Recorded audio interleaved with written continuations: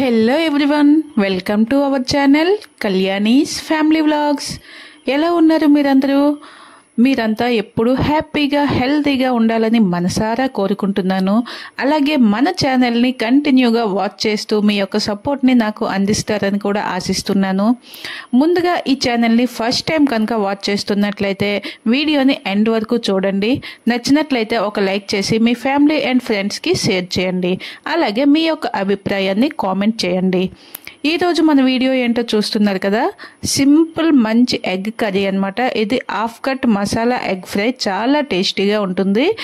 మా ఇంట్లో ఎప్పుడు కూడాను ఎగ్స్ని ఎక్కువగా ఇలా చేయడానికే ప్రిఫర్ చేస్తామన్నమాట. ఇంట్లో అందరికీ కూడా నచ్చుతుంది, చేసుకోవడం కూడా చాలా సింపుల్. అయితే మనం ఒక మసాలా పేస్ట్ని అయితే ప్రిపేర్ చేసుకోవాలి. మనం తీసుకునే ఎగ్స్ క్వాంటిటీకి సరిపడా ఆనియన్స్ని తీసుకొని దాంతో పాటుగా కొంచెం అంత పచ్చిమిరపకాయలు లేదంటే ఎండుమిరపకాయలు, కొంచెం వెల్లుల్లి, అల్లం ముక్కలు, అలాగే ఇలాచీలు, లవంగి, చెక్క, ఒక బిర్యానీ ఆకులు, కొంచెం అంత జీలకర్ర వేసుకొని పేస్ట్ని కొంచెం కోర్స్గా మిక్సీ పట్టుకోవాలి.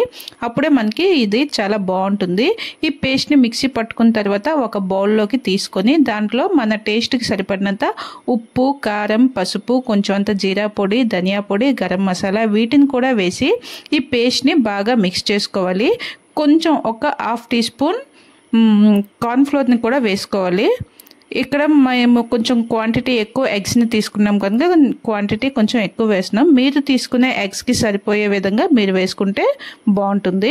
చూస్తున్నారు కదా, మనకి అవసరమైనన్ని ఎగ్స్ని ముందుగా బాయిల్ చేసుకొని వీటిని బాయిల్ చేసేటప్పుడు కొంచెం అంత ఉప్పు వేసుకొని బాయిల్ చేసుకుంటే మనకి ఆ ఎగ్ అనేది కొంచెం హార్డ్గా బాగుంటుంది అనమాట. ఇలా బాయిల్ చేసుకున్న తర్వాత వాటి తొక్కల్ని తీసేసి ఎగ్స్ అన్నింటినీ కూడా ఇలా నీట్గా హాఫ్ కట్ చేసుకోవాలి. కట్ చేసుకొని ఎగ్స్ని మనం ఇలా ప్రిపేర్ చేసుకోవాలి. నేను ఇలా ఎగ్స్ని కట్ చేస్తున్నప్పుడే మా పిల్లలు వచ్చి ఏదో రీల్లో చూసారంట, తులిప్ ఫ్లవర్ లాగా ఎగ్ని కట్ చేశారు, నువ్వు ట్రై చేయనేసి అయితే చెప్పారు. నేను మధ్యలో ఆ పనిలో పడి నాకు ఈ కటింగ్ టైం కాస్త కొంచెం ఎక్కువైపోయింది. ఇలా ఎగ్స్ అన్నింటినీ కూడా కట్ చేసి పెట్టుకున్న తర్వాత మనం ముందుగా ప్రిపేర్ చేసుకున్నాం కదా మసాలా పేస్టు, వాటిని ఈ ఎగ్స్ పైన అప్లై చేసుకొని కొంచెం ఆయిల్లో ఫ్రై చేసుకోవాలి. పదండి, దానిని కూడా ఇప్పుడు చూపించేస్తాను మీకు. చూస్తున్నారు కదా, ఇలా ఎగ్స్ని ఫ్రై చేసుకోవడానికి ఏదైనా వెడల్పుగా ఉండే కడాయి కానీ ప్యాన్ కానీ పెట్టుకోవాలి. అప్పుడే మనకి బాగా వస్తుంది. ఇంకా బెస్ట్ ఏమిటంటే నాన్ స్టిక్ కానీ మనం యూజ్ చేసినట్లయితే ఇంకా ఎగ్స్ అనేవి బాగా ఫ్రై చేసుకోవచ్చు. ఇక్కడ మాకు ఈ రెసిపీని మా అత్తగారు చేస్తున్నారు కనుక మాకు ఎప్పుడు దేంట్లో అయితే ప్రిపేర్ చేసుకుంటామో అదే అలవాటు కనుక అదే కడాయిని వేసుకొని అందులో సరిపడా ఆయిల్ కాస్త ఎక్కువ వేసుకుంటే బాగుంటుంది. ఇలా ఆయిల్ వేసుకున్న తర్వాత ఆయిల్ బాగా వేడయ్యాక ఆ ఆయిల్ కళాయి మొత్తం స్ప్రెడ్ అయ్యేలాగా కొంచెం తిప్పుకుంటూ తర్వాత మనం ప్రిపేర్ చేసుకున్న మసాలా పేస్ట్లో ఎగ్ని అలా పట్టించి మనం ఆయిల్లో ఒక్కొక్కటిగా వేసుకోవాలి. తర్వాత కొంచెం అంత మసాలా పేస్ట్ని ఆ ఎగ్స్ పైన కూడా వేసి వాటిని మీడియం ఫ్లేమ్లో 4 to 5 minutes అలా ఫ్రై అవనివ్వాలన్నమాట. 4-5 minutes తర్వాత అవి ఒక సైడ్ కొంచెం ఫ్రై అయిపోయి ఉంటాయి కదా, వాటిని కేర్ఫుల్గా వాటిని రెండో వైపుకి టర్న్ చేసుకోవాలి. లేదంటే ఆ పేస్ట్ అనేది కడాయికి పట్టుకొని ఎగ్ నుంచి సపరేట్ అయిపోయే ఛాన్స్ ఉంటుంది. అందుకే పేస్ట్ కొంచెం బాగా ఫ్రై అయ్యాక వాటిని నెమ్మదిగా ఆ పేస్ట్తో పాటు ఎగ్స్ని ఇలా రెండో వైపుకి టర్న్ చేసుకొని ఇటువైపు కూడా ఒక 3 minutes పాటు ఫ్రై చేసుకుంటే మనకి ఈ ఎగ్ కర్రీ అనేది చాలా టేస్టీగా ఉంటుంది. దీనిని దేంతో అయినా ఈజీగా తినేయచ్చు.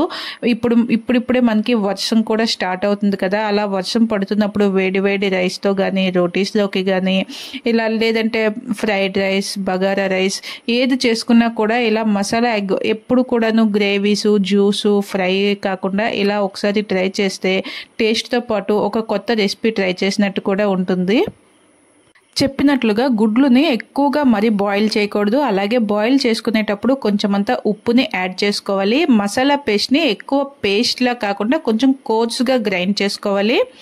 మిగిలిన మసాలాలన్నీ టేస్ట్కి సరిపడా వేసుకొని నాన్ స్టిక్ ప్యాన్లో అయితే కొంచెం మనం ఆయిల్ కూడా తక్కువ యూస్ చేసే అవకాశం ఉంటుంది. అలాగే ఇవి అతుక్కోకుండా నీట్గా ఎగ్ పీసులు అనేవి వస్తాయి.